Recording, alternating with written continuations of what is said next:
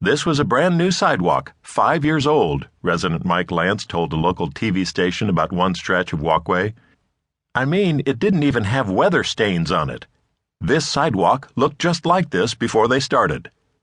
It's going to nowhere, he exclaimed, pointing to another section that fronts no homes or businesses and leads directly into a ditch. If I'm wrong, convince me, he said. If I'm wrong, I'll say I'm sorry. But I just don't see me saying I'm wrong on this project. Boynton wasn't the only town thus enhanced with stimulus money.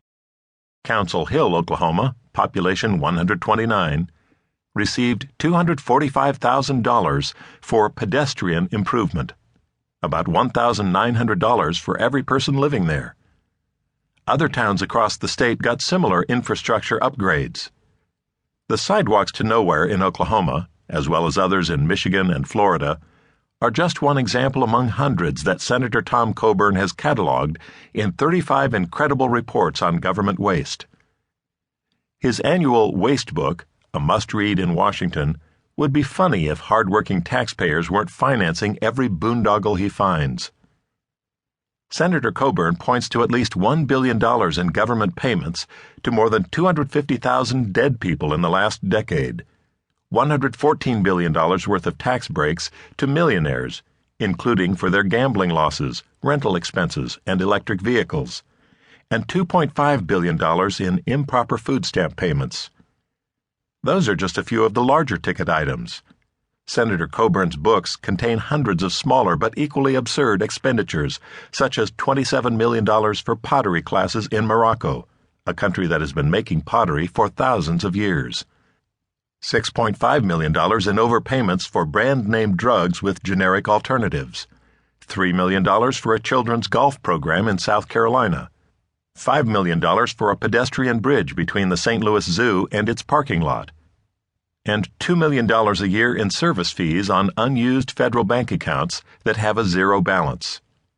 Taxpayers spent $325,000 for a robotic squirrel to test how snakes responded to it, $300,000 to promote the consumption of caviar, $1.5 million for a NASA video game mimicking a trip to Mars, $500,000 on a pet shampoo company, $765,000 to build an IHOP in Washington, D.C., $484,000 to build a mellow mushroom pizza restaurant in Texas, $937,000 to produce an online soap opera starring Billy D. Williams, $100,000 to analyze World of Warcraft gamers, $1 million to display snippets of poetry in zoos, $90,000 on a Shrek-themed campaign promoting Vidalia onions, $100,000 promoting Idaho's wine industry, $30,000 for a Hawaiian cookbook,